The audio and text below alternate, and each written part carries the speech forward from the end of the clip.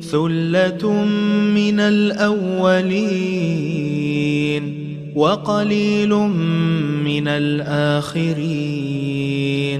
على سرر موضونة متكئين عليها متقابلين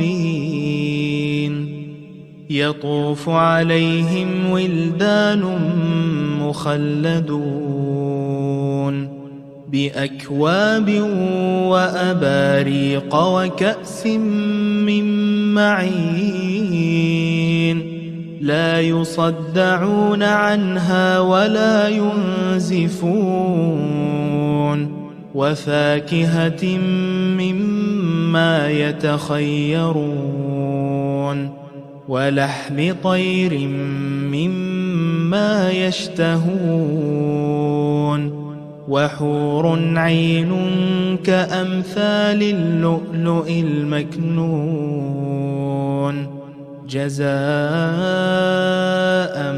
بما كانوا يعملون لا يسمعون فيها لغوا ولا تأثيما إلا قيلا سلاما سلاما وأصحاب اليمين ما أصحاب اليمين في سدر مخضود وطلح منضود وظل ممدود وماء مسكوب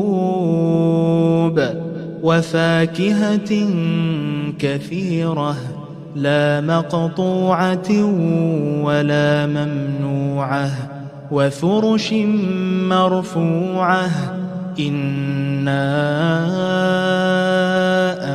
أنشأناهن إنشاء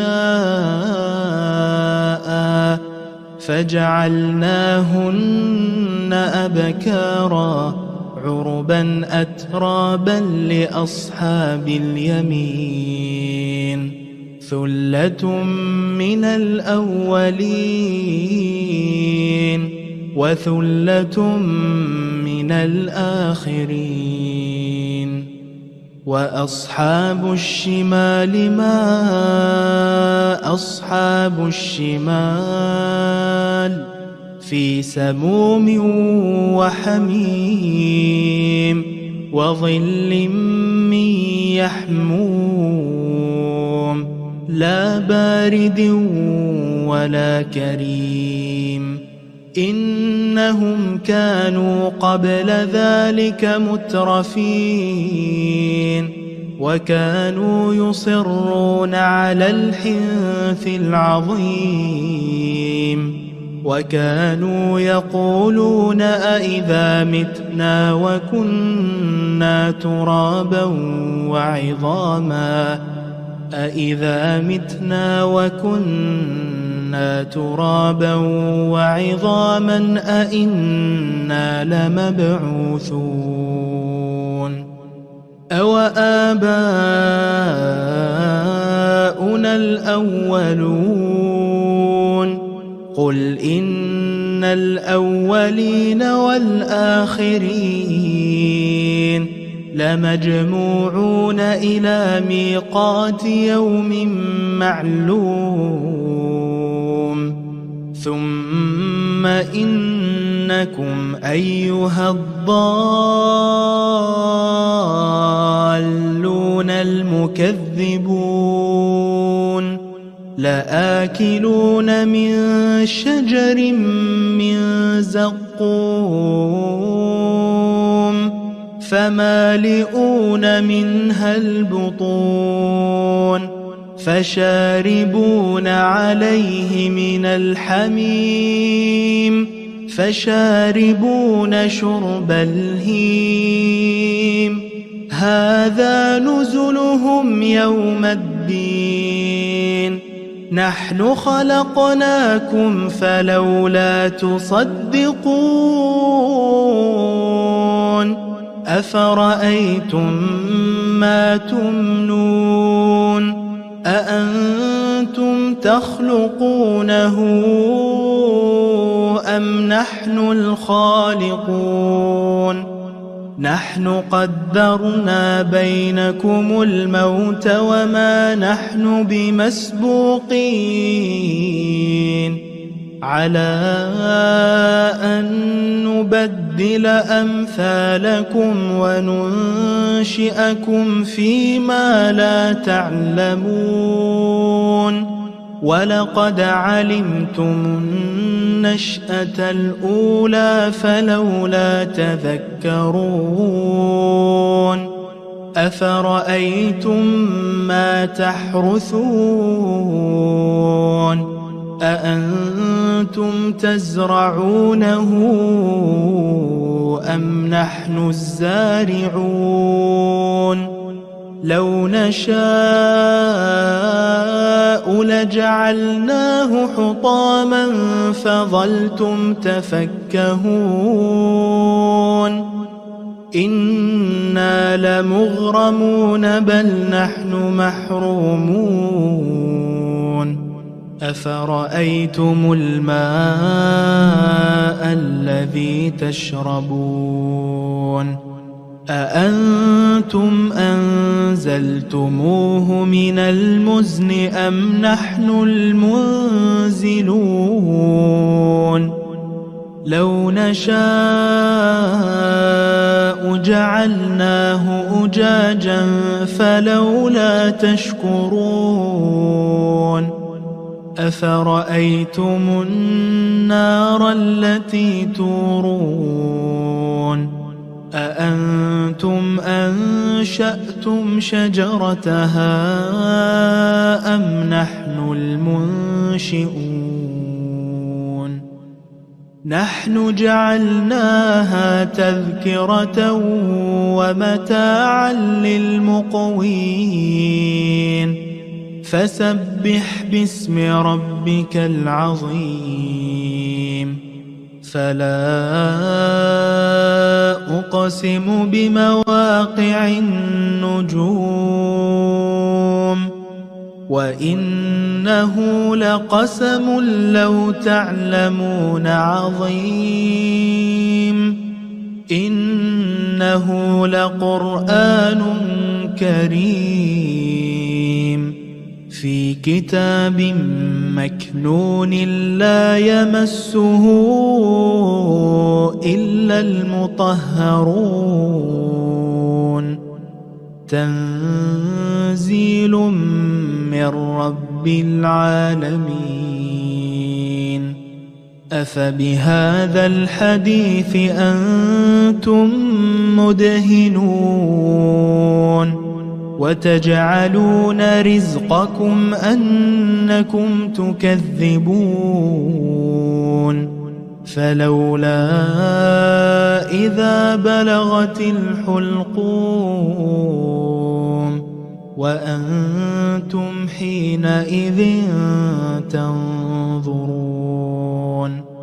ونحن أقرب إليه منكم ولكن لا تبصرون فلولا إن كنتم غير مدينين ترجعونها إن كنتم صادقين فأما إن كان من المقربين فروح وريحان وجنة نعيم وأما إن كان من أصحاب اليمين فسلام لك من أصحاب اليمين وأما إن كان من المكذبين الضالين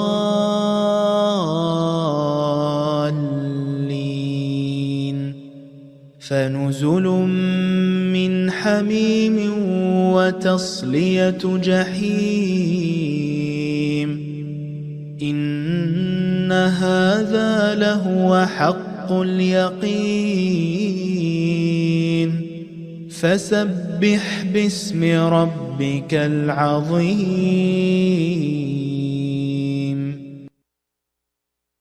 أعوذ بالله من الشيطان الرجيم. بسم الله الرحمن الرحيم.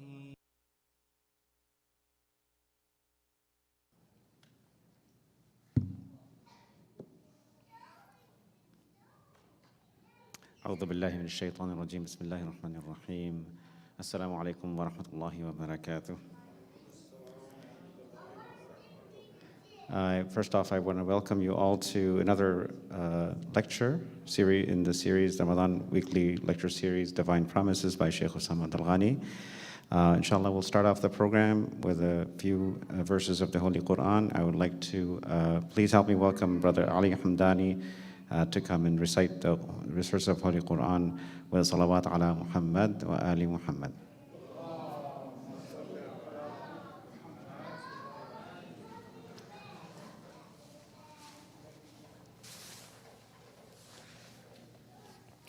صلوا على محمد وآل محمد.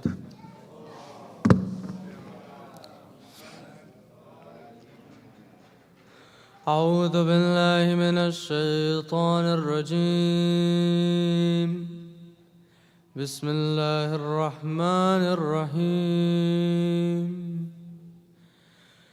يسبح لله ما في السماوات وما في الأرض الملك القدوس العزيز الحكيم هو الذي بعث في الأميين رسولا منهم يتلو عليهم آياته ويزكيهم ويعلمهم الكتاب والحكمة وإن كانوا من قبل لفي ضلال مبين وآخرين منهم لما يلحقوا بهم وهو العزيز الحكيم. ذلك فضل الله يؤتيه من يشاء والله ذو الفضل العظيم. مثل الذين حملوا التوراة ثم لم يحملوها كمثل الحمار يحمل أسفارا بئس مثل القوم الذين كذبوا بآيات الله والله لا يهدي القوم الظالمين. قل يا أيها الذين هادوا إن زعمتم أنكم أولياء لله من دون الناس فتمنوا الموت إن كنتم صادقين ولا يتمنونه أبدا بما قدمت أيديهم والله عليم بالظالمين. قل إن الموت الذي تفرون منه فإنه ملاقيكم ثم تردون إلى عالم الغيب والشهادة فينبئكم بما كنتم تعملون. يا أيها الذين آمنوا إذا نودي للصلاة من يوم الجمعة فاسعوا إلى ذكر الله وذروا البيع ذلكم خير لكم إن كنتم تعلمون. وإذا قضيت الصلاة فانتشروا في الأرض وابتغوا من فضل الله واذكروا الله كثيرا لعلكم تفلحون. وإذا رأوا تجارة أو لهوا انفضوا إليها وتركوك قائما قل ما عند الله خير من اللهو ومن التجارة والله خير الرازقين صدق الله العلي العظيم صلوا على محمد وآل محمد.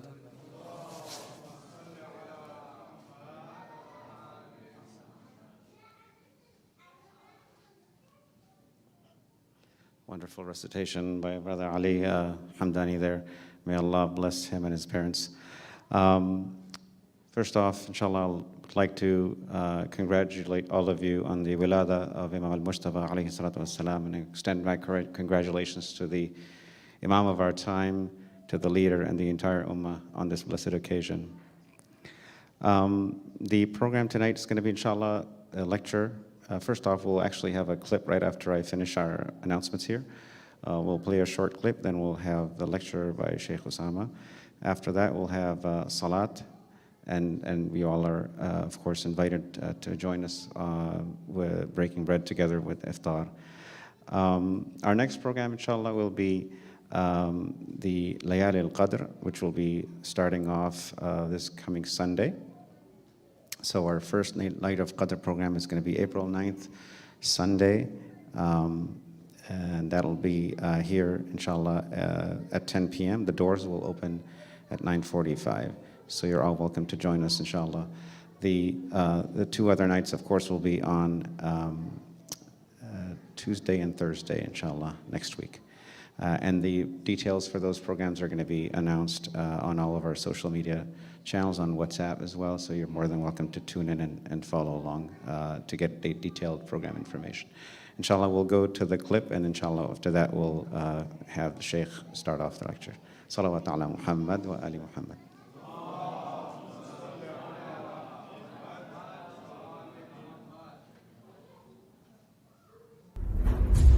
موسی وقتی میخواست از نیل عبور بکنه با این جمعیت هراسان و خوفناک از قوم خودش رسید به نیل. لشکر فرعون پشت سرش بود. اصحاب موسی گفت انا لمدرکون، هیچی گیر افتادیم. قال کلا، حضرت فرمود، حضرت موسی ابدا کلا. موسی گفت خدا با ماست، اطمینان داشت. قال کلا ان معی ربی، خدا با منه. سیهدین، او هدایت میکنه، میگه چه کار کنیم، کجا بریم. عصاشو زد به آب. آب مثل توده های عظیمی در دو طرف ایستاد. آب سیال است، خصوصیت آب سیالیت است، اما خداوند سببیت این سیالیت رو از آب گرفت. مثل دو کوه منجمد در دو طرف نگرش داشت. موسی عبور کرد.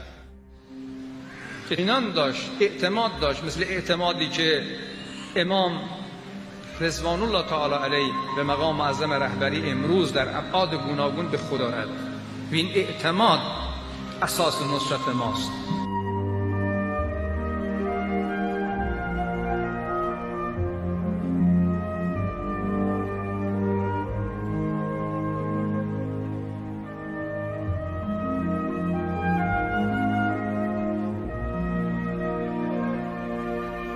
من به شما عرض میکنم ان معی ربی، بدانید خدا با ماست. ما اگر خودمون رو حفظ کنیم، انگیزمون رو حفظ کنیم، ایمانمون رو حفظ کنیم، عزم راسخمون رو حفظ کنیم، عقلمون رو به کار بیاندازیم، تدبیر درست بکنیم، ما بر تمام این ترفندهایی که دشمنان از جبهه‌های مختلف و از جهت‌های مختلف به کار میبرن و حملاتی که میکنن که بعضی خیال میکنن ما محاصره شدیم، بر همه اینا فائق خواهیم شد و همه رو انشاءالله به خاک خواهیم نشاند.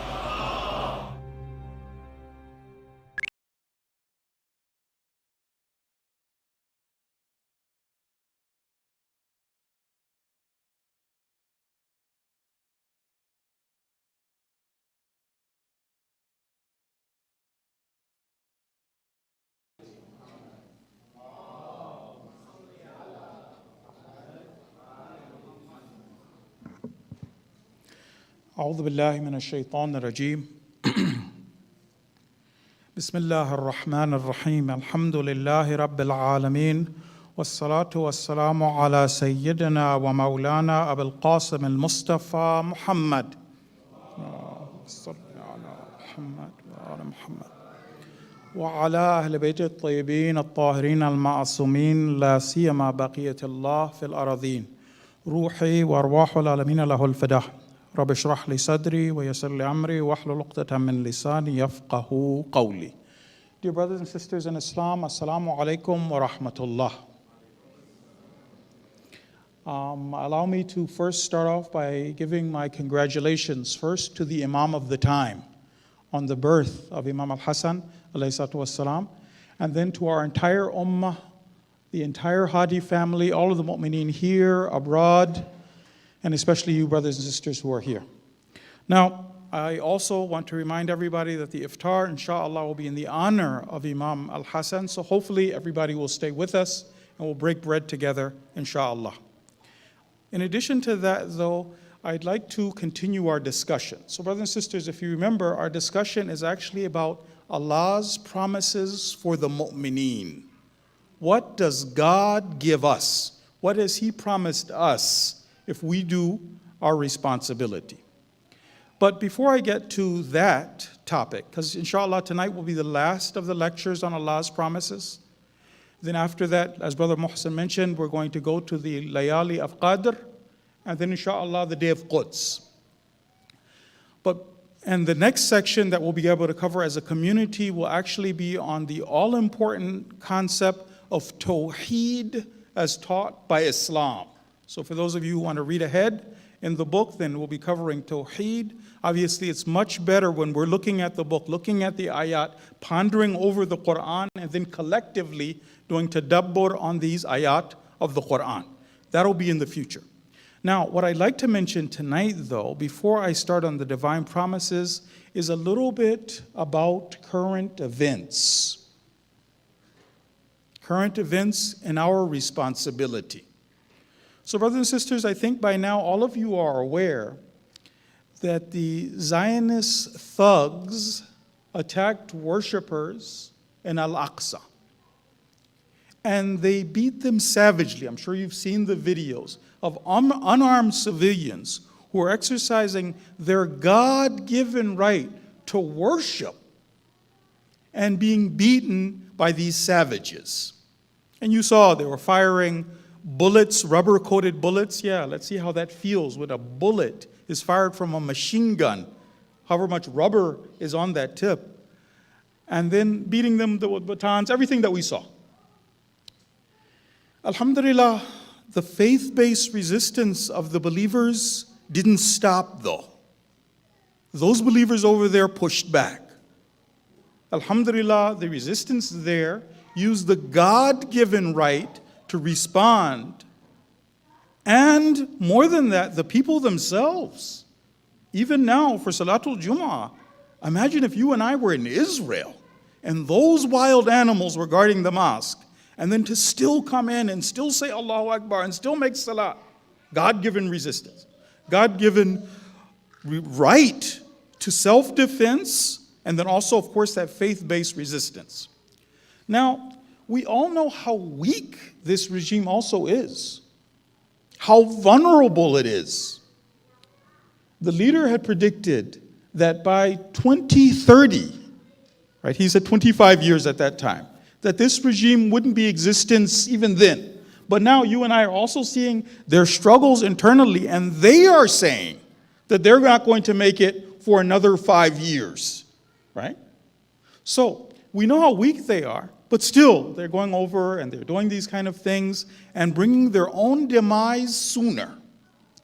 Now, if that wasn't enough, even though these individuals had been warned, His Eminence Sayyid Hassan Nasrullah had warned them that if you strike Lebanon, any part of Lebanon, we are definitely going to respond. They've been warned already. They know he doesn't lie. But still, again, a strategic error, and they even decided to strike Lebanon.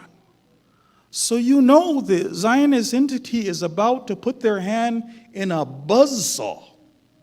And for you and I, we're sitting here, we're basically going to get our popcorn ready because it's going to kick off. Now, there is something else, though, that you and I should keep in mind. It's true. There will be a hiding that will be dished out by the resistance. It is going to be some punishment that the resistance will dish out to those bullies. Believe me, there's hell to pay, and they will see. But does that mean that you and I don't have a responsibility here? That we sit back and we watch the fireworks? No. Brothers and sisters, the way that it's looking, Allahu A'lam, the way that it's looking, there's definitely going to be a response. But then because they're foolish, they might escalate it and it might lead to full-blown war. Personally, I hope that it leads to their demise. I hope they just end these things for themselves. But at the least, it might be a conflict. So, brothers and sisters, short term, we might not only be preparing for the day of Quds. But why am I reminding you? Because we have a responsibility as well. It's not just those brothers and sisters. It's not just our Palestinian brothers and sisters who are praying over there, and that's their faith-based resistance, or the resistance groups who are pushing back. We also have a responsibility. Our responsibility, one big part of it, is going to be the day of Quds and turning out and making sure that you and I in smaller circles, we make sure everybody comes out in maximum numbers for the day of Quds. That's our job. In addition to that, you have a unique opportunity. In the Suhoor festival, alhamdulillah, our brothers and sisters over there are also trying to push the cause. That is a unique opportunity for you and I to do our responsibility and to connect the dots. I want to remind brothers and sisters of our recent history here in Dearborn. If we remember, with some of the latest aggression, not only the day of Quds where people came out, the latest aggression was so much, the masses of the mu'mineen here came out. They were furious. But we also saw how some hijacked that righteous indignation of the mu'mineen. There were politicians there. There was one politician who says, "My Allah is a she." She also hijacked that operation. So what do you and I want to do? Now we have an opportunity for the clarification jihad. What's the real solution? The real solution, brothers and sisters, is faith-based resistance. But you and I have to make people aware of why our presence even matters, why we need to show up, why we need to protest, why we need to push back on social media. Why is that necessary? Because you're looking for the real solution. Faith-based resistance is not just looking for an end to this war or an end to the issue in Palestine. We're looking for the end of the rule of the Tawaghit over human beings, the return of the Mahdi. The world doesn't know, many mu'mineen, because when you discuss with them, people are debating with you, should I even come to Quds, the Quds Day rally? Is that necessary? What difference does it make? That means we haven't understood, big picture as a community, the relationship that we have to learn as believers before the return of the Mahdi. Because this is not the main talk tonight, the heavy lifting will be done by you brothers and sisters when you're untying the knots and when you're doing the clarification jihad in small circles. But let me mention one point. In order to ready this ummah for the return of the Imam, one of the lessons that we have to learn as an ummah is that we as believers, when there is dhulm happening, you want the Imam to return, when there is dhulm happening, when there is oppression, we don't get to be bystanders. In order for dhulm to take place anywhere, in a family, in a country, across the world, here, in order for dhulm to happen, three things have to take place. There has to be an oppressor, a dhalim. then there has to be a madloom who will take it and not push back, who will roll over, who will accept it. This is my lot in life. And also there's a third group, bystanders, who say, this isn't my fight. It's bad and all. I wish them well. That ummah that thinks like that thinks, well, I'll just sit on my couch and make dua. What's better than dua? I'm not going to... A ummah that thinks like that is not ready for the 12th Imam. And he's not coming to a ummah that's not ready. So our faith-based resistance is attending a Quds Day rally. Our faith-based resistance is explaining to the ummah why it does matter, the clarification jihad, why you can't be a bystander, why you and I, when we want to have on the last day, when Allah shows us our record of a'mal, we want to say we stood with the Palestinians.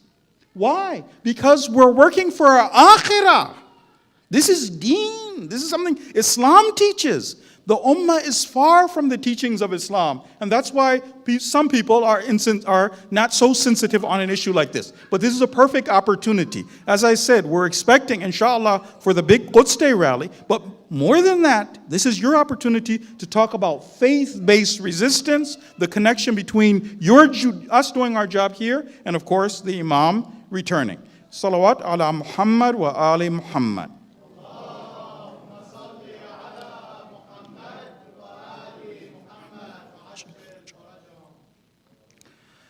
Now, I want to mention some of the promises of Allah to the believers. But today, I'd like to do it in light of some guidance from Imam Al-Hasan. So Imam Al-Hasan is going to give us a specific way that we should think. Hopefully, if we learn from his wise words, we can look in a different way at these promises of Allah. We can answer this question: how do God's promises keep me as a mu'min or mu'minah from despairing no matter what the odds are, no matter how crazy the situation is?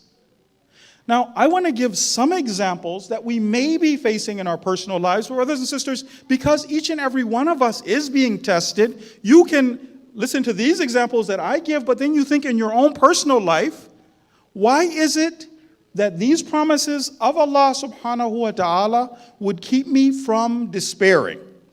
Because remember, brothers and sisters, despair and losing hope in God is one of the greatest sins we can commit. They have a list of major sins. One of the greatest ones is to despair of Allah's mercy. But it's not always the case that somebody says something outwardly silly, like saying, well, I've done so much wrong, Allah can't forgive me. Many times it's more sinister than that, and it shows itself in different forms. But if you examine it, at the root of it, it's despair. So I want to give some examples, brothers and sisters, because me personally who are quoting these ayat or these ahadith, or you who are listening to these ayat and hadith, because we're here to learn, we're kind of looking inward. This is introspection. Okay, so I want you to give us some examples of what it is that ways that shaitan could infiltrate, but then you and I will apply to ourselves, right? So let's say we wanted to help a relative come back to God, as an example, right? Sometimes despair could be that I say, this is never going to be any different. It could be in a marriage. Somebody could be in a marriage. They could be struggling in their marriage. They could not be experiencing marital bliss the way that Islam prescribed. They know that it's out there, but they aren't experiencing it. Their despair could be that it'll never be any different. It could be somebody else. Maybe they're struggling to get married. They're trying. It doesn't seem, the odds are against me. Their despair might be something like that. It might be somebody's financial situation. My financial situation will never right itself. That's an example. There's so many different examples of this. It might even be that someone is quietly engaged in the inner jihad. Brothers and sisters, our greatest jihad is the jihad against the nafs, the inner jihad. Let's say you and I have been at it for a while. We're trying to change ourselves. We're trying to better ourselves. We're trying to become a different person, but I keep seeing the same mistakes from myself. It's not outside. From myself, I haven't seen that change yet. Maybe my despair is even in myself. So, as I said, brothers and sisters would kind of think about it, how that could apply to each and every one of them. What happens is, as believers, and I'm going to mention some ayat of the Quran, we never despair. No matter how unfair the situation seems, no matter how long, no matter how great the enemy, it could be a David and Goliath situation like Palestine. But again, yes, despair, it's never going to change. No. I wanted to share that word of wisdom from Imam Hasan to answer that question. And then after that, we're going to go to look at some of the ayat of the Quran. So now that word of wisdom from Imam Hasan. How should we think about our situation, no matter what kind of a situation we're in? How good should we think of God? Guidance from Imam Hasan. This is what the Imam says. The Imam says this: Man ittakala ala husnul ikhtiyar min Allah lah. The person who relies on the fact that Allah, my Lord, has chosen well for me. There are certain things in my life I can't control. There are certain things I can control. Those I have to do my responsibility. But the stuff that I can't, who made that? The person who believes that God chose well for me and relies on this fact, the Imam says, Lam yatamanna. This person does not wish annahu fi ghayr al-hal allati ikhtaraha Allah lah. A person who relies on the idea that God has chosen well. I serve a good God. He's put me in this situation. This person, in the bottom of their heart, they don't wish to be in a situation other than the situation that they're currently in. Now, it may be a situation where I have to change that situation. It may be a Palestinian brother or sister who's living in Israel, and it wasn't my fault that now Israel occupied a youth who grew up there. Now I'm fixing the situation. It doesn't mean I don't fight back. It doesn't mean I don't change the situation. But for me, God runs the universe. He chose who my parents are, the situation I'm in, right? So the person who knows that I serve a good God, currently, right now, in the bottom of his or her heart, I'm good with God though. Yes, I have to change the situation, I have to fix it, I have to resist, I have to fight back, but I'm good. God was good to me personally. That's from the Imam. Now, what we're going to do is, inshallah, go over some of the promises of Allah in the Quran and see how God gets us to never despair. Right? So go and try and answer that question. How do we, as believers, how does God trying to get those promises to get us to never despair? But now we're going to talk a little bit about despair itself in the ayat of the Quran. And it's so interesting how God teaches us to handle difficult situations. Salawat, please.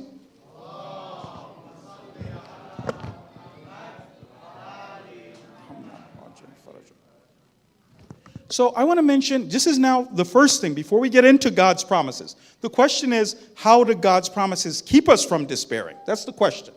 Right now, I want to talk a little bit about despair and how God teaches us, you never despair, no matter what the situation is. And then inshallah, we'll get to God's promises and we'll see how many of those promises we can cover.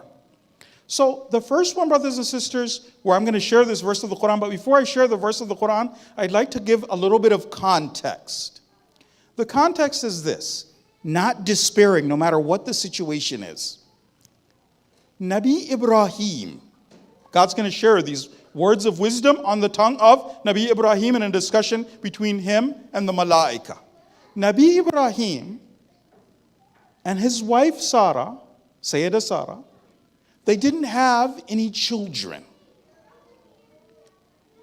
Some ulama tell us At the time when these verses were revealed, she's 90 and Nabi Ibrahim is 110. So she's 90. More than that, what we learn from the ayat of the Quran is that even when Sayyidah Sarah was young, she was barren. So medically, she could not have children. Now she's 90. And her husband is no spring chicken. He is 110. How does God talk about not despairing? So for context, the Malaika give them good news that you are going to be having some children. They said, ayat of the Quran, she was so shocked that she slapped her face and shrieked. The ayat of the Quran. Because it was a 90-year-old, I would be a grandmother, and now you're telling me I'm going to have my first child? What happened though? Then Allah subhanahu wa ta'ala is going to talk about this concept. We're going to look at now at the words of Nabi Ibrahim. So brothers and sisters, if you could help me and turn to surah number 15.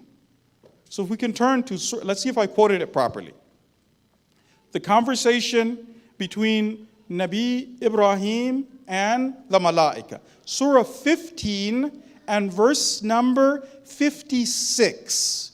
15:56. Let's see if I've quoted this correctly. If anybody can help me. Do you guys have at 15:56, Qala wa man yaqnatu? Do you have that? Okay. So Nabi Ibrahim, because obviously his wife was very surprised. This old, the angels want to know, well, are you, because there's different ways they relate this in the ayat of the Quran. Are you surprised at what God can do? In some of the ayat of the Quran. Have you despaired of Allah's mercy? Despair now. So what does he say? Qala. So Nabi Ibrahim speaking. He said, وَمَن يَقْنَتُ who would despair min rahmati rabbihi, from the rahmah, from the mercy of his Lord, illa dhalun, except for those who are lost. Only a lost person, someone who's utterly lost, could know God and his goodness and despair, even in a situation which was this improbable. Another story from the ayat of the Quran, again about this concept of never despairing. So in this next story, our prophet Nabi Yaqub is talking to his sons. So remember his sons had really messed up. They had kidnapped his son, who was going to be the next prophet. They'd kidnapped him. They had lied. His son was sold into slavery. God knows how many years. Remember the story, we learned that they were actually only 18 days apart. So the family of Nabi Ibrahim, they were only 18 days, but Allah willed that, no, you're not going to know where Yusuf is. How many years later, after this, that finally the boys go over. They're older now, I shouldn't call them boys. The young men, or now maybe older men, go over and they go to Egypt. They finally meet the Aziz. Binyamin is taken with them on the second trip. Binyamin gets stuck over there. We all know the story. And then at that stage, they come back without Binyamin. And instead of Nabi Yaqub despairing, so these boys are lost. These boys, there's no saving them. They're kidnap the child of a prophet. Lie. Don't do tawbah. What does Nabi Yaqub say? So Nabi Yaqub is about to send his boys back over to find Nabi Yusuf. And he doesn't despair, despite the years, and he doesn't let them despair. So let's see if you can find Surah number 12 and verse number 87. Again, the concept of despair. Why is it the believer never despairs? Let's see if I've quoted this verse correctly. Do you guys have Ya Baniya? Any brothers? Y'all have it? Any of the sisters found it? Okay. O my sons, idhabu, go. Fatahassasu min Yusuf wa akhi. You search for Yusuf and his brother. And then the line about despair. وَلَا تَيْأَسُوا مِنْ رَوْحِ اللَّهِ. And do not despair of the mercy of Allah. Why never despair of the mercy of Allah? إِنَّهُ لَا يَيْأَسُوا مِنْ رَوْحِ اللَّهِ. No one despairs of the mercy of Allah إِلَّا الْقَوْمُ الْكَافِرُونَ. Except for disbelieving people. Kufr is mentioned in the ayat of the Quran. The believer never despairs. Not only a lost person or someone who didn't even believe in God. Otherwise, if you know God as He introduces Himself in the Quran, there is never a reason for despair. Now, part of this, brothers and sisters, is because we believe all things are in His hands. Even ourselves.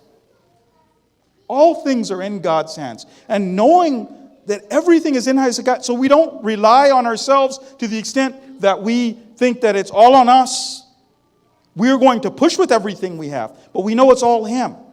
As an example, when we say everything is in God's hands, Imam Khomeini, once God, he said, a story from Imam Khomeini, he said, Allah took my memory from me. God, Imam Khomeini says, Allah took my memory from me. He says, for 15 whole minutes, I couldn't remember my name was Ruhullah Khomeini. God can do that. Like, it's always in God's hands. But God has power over all things. And now the promises of God. One of the promises of God is supernatural help for the mu'mineen. An-Nasr, right? Supernatural help for the mu'mineen. Multiple ayat of the Quran. I want to give one example, right? And I want to give you some reminders, inshallah. First for myself, but then for all of you. Real life examples of this supernatural help. But first, our ayat of the Quran. So let's see if you can check with me, right? If we can turn to Surah number 40. So Surah number 40 and verse number 51. Supernatural help, mentioned multiple places in the Quran. I want to mention one of them. Let's see if I quoted this correctly. Guys, do you have Surah 40 and verse number 51? Does it say this? Inna lanansuru rusulana. Do you have that? Okay. So let's read this together. Truly we, inna lanansuru, definitely we will assist rusulana, our messengers, walladhina amanu, and those who believe, mu'mineen, one of the promises of God in this world. He says, fil hayatid dunya, in this world, fil hayatid dunya, wa yawma yaqumul ashhad, and on the day when the witnesses rise. So here in the dunya, Allah provides supernatural help. I want to give you two examples of supernatural help, and then we'll move on to the next part of our discussion. Supernatural help. One of the things that the Urafa, we have this from some of the Urafa. Brothers and sisters, we have Laylatul Qadr coming up. And it's good for us to remind ourselves of the importance of these nights. Better than 1,000. It's not one of those days where we say, well, I'll just sleep through it. I'll do it half-heartedly. No, we're determining our own destiny. And we get to be part of our own destiny. One of the things that the Urafa recommend, in addition to the A'mal, we're going to be reading Quran, Dua, Joshan, we're going to be doing those things. There's some things that the Urafa have recommended, kind of you can call them spiritual shortcuts. Things we should definitely be doing. One of them is to call on our mother, Sayyidah Fatima, for help. You might do a lot of other things. You do ghusl, you do different things. One of the things is to personally connect with our mother, Sayyidah Fatima. If you want to have a great Laylatul Qadr, that's one of the things. The other personality, of course, all of the Ahlul Bayt, but the other personality would be our living Imam. Ayatul Tahrir tells us both personalities, you connect with them. Now, I want to give you two examples of that supernatural help, and then inshallah, we will try to move on. One of the situations where Shaykh Qasim Soleimani is speaking and addressing. And again, these are videos for those of you who either speak Farsi, then you can look at the videos yourself and just look at these documentaries and strengthen your belief in Allah, because this is real life. It's not that long ago. Supernatural help, stuff that was impossible. Shaykh Qasim Soleimani is telling this. He explains, he says that it had been 2 to 3 years, the believers, the mu'mineen, were putting everything they had into the battlefront. They would think, they would plan, dua, ikhlas, everything that they could possibly do. He said, but for 2 to 3 years, we were doing big operations, but we wouldn't get the results that we were hoping for. He says after the last operation, which was called Badr, and he said, of course, through all of these, there was divine help. Allah was assisting, but we were hoping for something. We were expecting something. He says that what happened was, even amongst those top level, top tier believers, they also started to feel a little bit of a sense of depression and sadness, despair. He says what happened was, the commanders were invited to a session, and Imam Khomeini sent them a message. He said the message was very brief. Bismillah ar-Rahman ar-Rahim, Imam Khomeini addressing the commanders. He told them, he said that, look, I hear that some people are a little bit upset. He was like, but there's no reason to be worried. No reason to be worried. He explained to them that you are victorious right now. He was like, you're not higher than the Imams. We are not higher than the Imams. Sometimes the Imams would push. They would try. Sometimes outwardly it would be defeat. Defeat happens. He says, but when you're doing this for the sake of God, there is no defeat. You are victorious right now, he said, and right now prepare for another operation. So Shaykh Qasim Soleimani, he says when they got that message from Imam Khomeini, these brothers came out and they were ready now. And they started planning an operation called, the operation is called Wal Fajr Hasht, the 8th Fajr operation, Wal Fajr Hasht. Now what happened was, they were going to cross a river. But this wasn't any ordinary river. This river, the currents in the river, are sometimes 40 miles an hour. 40 miles an hour. Remember, you're going to be swimming with military gear across the river, and then once you hit the other side, then you have minefields, then you have so many defenses, right? Militarily impossible. But with the help of Allah, Allah helps the mu'mineen. Why is there any fear? Now, the interesting thing about Shaykh Qasim Soleimani is when the most difficult part of the operation he would take on. So he decided to take on this operation where you're going to attack and go through the river. One part of the operation is to have brothers who are going to swim the width of the river against the current with military gear, go to the other side, and then begin the attack. And then that's just the beginning. You're already outnumbered. All the other things are, right? But the one part of it was this. So he says, but because we were close to the opening of the river, where it goes out into the ocean, then there was a possibility of the brothers getting swept out. The currents are so different. It's impossible. Nobody can do this. But they planned and they worked. And then what happened was the night of the operation, it was supposed to be quiet and calm so the brothers could go into the water and then go to the other side.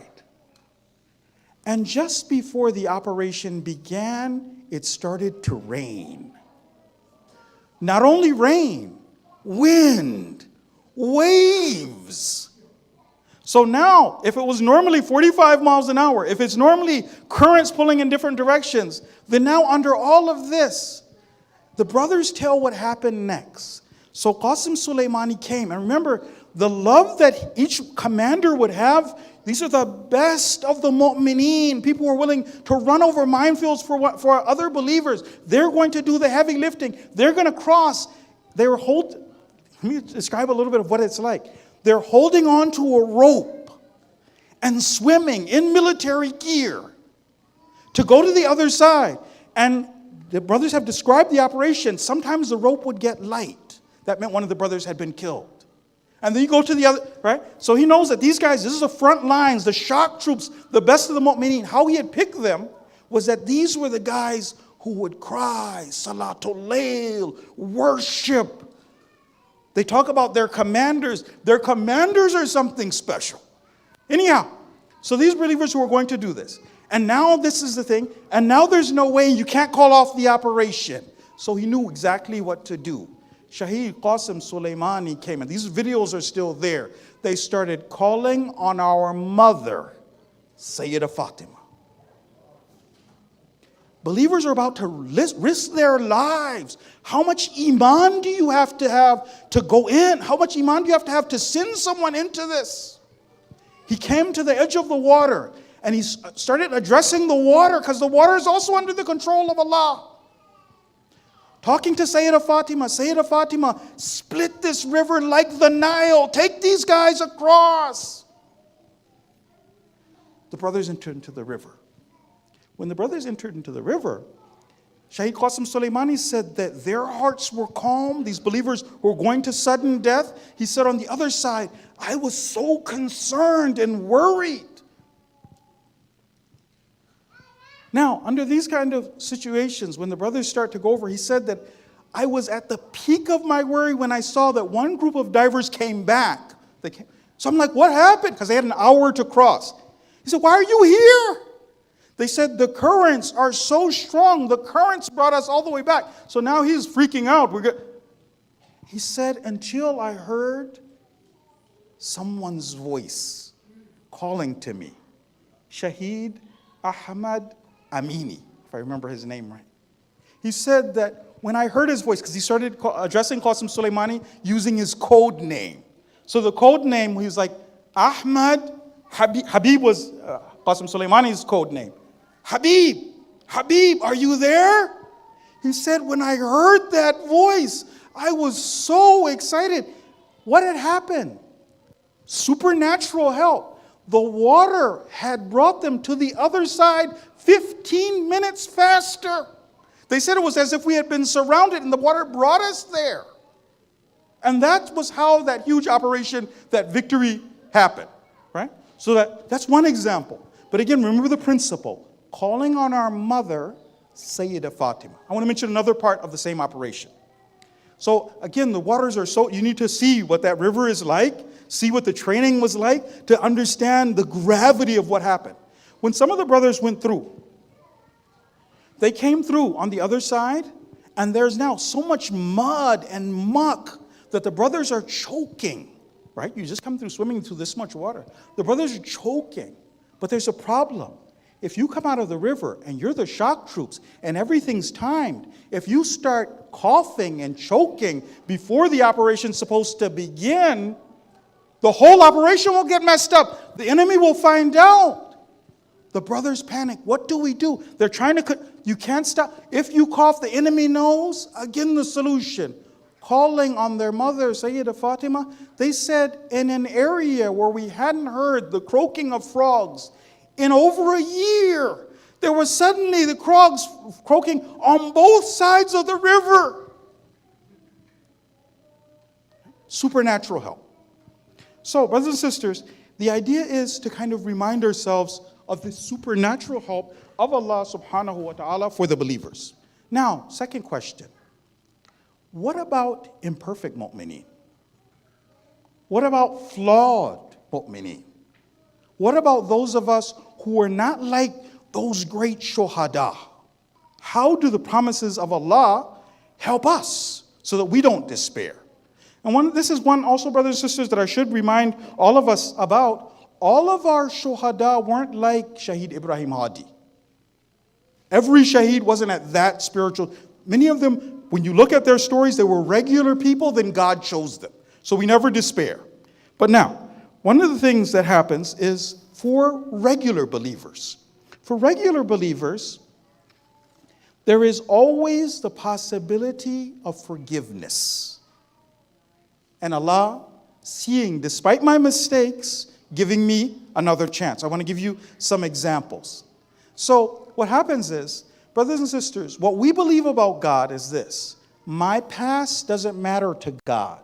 Mistakes that I made in the past, that doesn't matter. If I turn to Him now, then as Imam Sajjad has taught me, Ya mubaddil as-sayyi'at bi'adha'afiha min al-hasanat.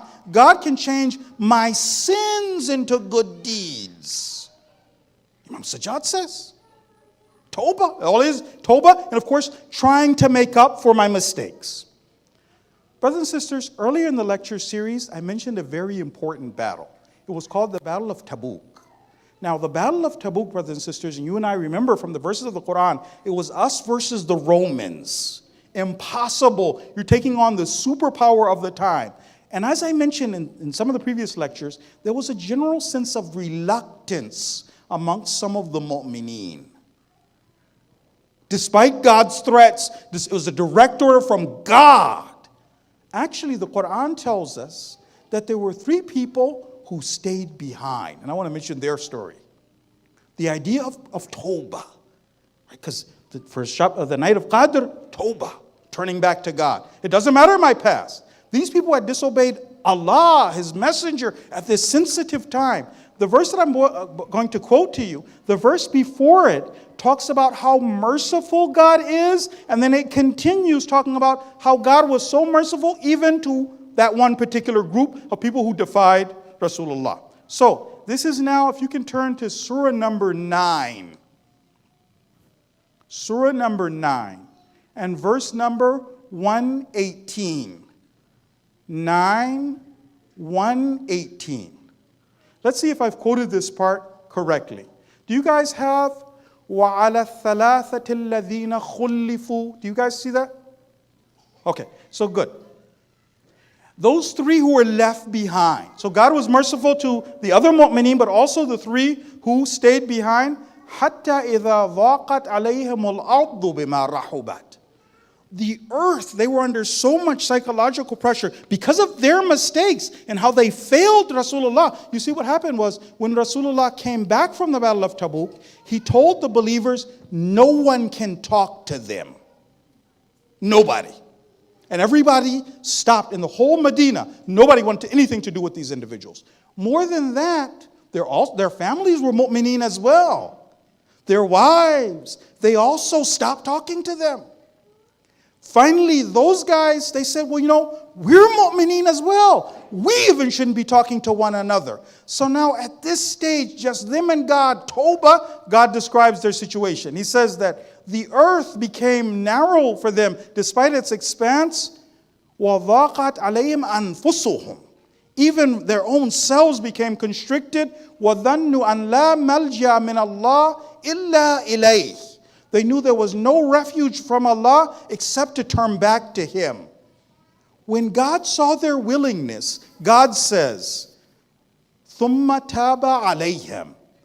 God, He turned to them. لِيَتُوبُوا. In order that they turn back to God. And then it says, إِنَّ اللَّهُ هُوَ التَّوَّابُ الرَّحِيمُ. And Allah is the person who accepts Tawbah, and He is all merciful. The one thing that we do have to keep in mind about this is the idea of accepting that a mistake has been made. Real Tawbah. Not to be defensive or hyper-defensive of who are so insistent on I'm a good person that I can't realize that a mistake has been made and I have to turn back. I want to remind brothers and sisters of this principle that we see in the life of Nabi Yunus. So Nabi Yunus, if you remember the ayat of the Quran, he left his people furious. And God was not happy with that. And then after that, when he was swallowed by the whale, then what happened? He spoke to God. He said some very important lines. And then after that, God says, and the believers, if they do this, the same thing for the believers. So if you, brothers and sisters, can turn to Surah 21. Surah 21 and verse number 88. Right, so the first part of the verse, the first verse was started off with him calling out in the darkness, La ilaha illa ant subhanaka inni kuntu minadh dhalimin. right? He says in the previous verse, I am one of the dhalimeen. He doesn't defend himself. He says, no, I made a mistake. Inni kuntum min al-dhalimeen. What does God say in the second verse? It says, فَاسْتَجَبْنَا لَهُ. So we responded to him. We answered his call. وَنَجَّيْنَاهُ مِنَ الْغَمِّ. And then we delivered him from the sadness. وَكَذَلِكَ نُنْجِي الْمُؤْمِنِينَ. And in this same way, we deliver the believers. There's one last thing that I want to mention. What happens is, too many times people are concerned with feeling that I am a good person. That stops them from tawbah. So this is different than despair. Internally, coming to terms with the idea that I'm making a mistake and it's wrong. There's a story that they tell. This happened in 1931. This man was a criminal. He was known as Two-Gun Crowley, gangster. This man is surrounded. I want to tell you just one part of the story. Surrounded by police, it's a manhunt. He is fighting against, they had 150 cops against one guy. He'd killed police officers. This guy's so wild, right? He writes, the same guy who's later going to be executed for the crimes they committed, he writes, sitting behind his couch as he's fighting with the people, writing a letter in blood. He says this, right? The cop killer. He says this. Under my coat is a wary heart, but a kind one. One that would do nobody any harm. Even a gangster, even Al Capone, I'm a good guy. But I'm good. Where in the Quran taught us that Inni kuntu min al-dhalimeen, that's important to recognize that there was a mistake. Because the Quran has a definition of a good guy. The Quran says, this is now Surah 8, verse number 1. وَأَطِيعُوا اللَّهَ وَرَسُولَهُ, and obey Allah and His Messenger, in kuntum mu'mineen, if you are believers. We end with salawat ala Muhammad wa ali Muhammad.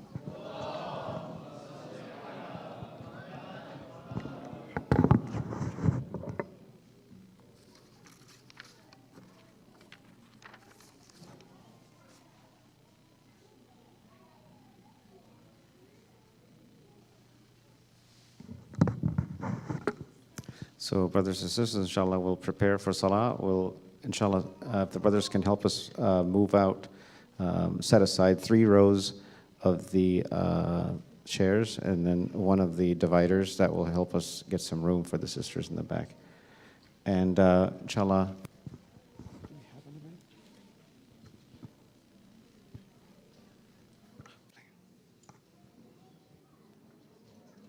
أعوذ بالله من الشيطان الرجيم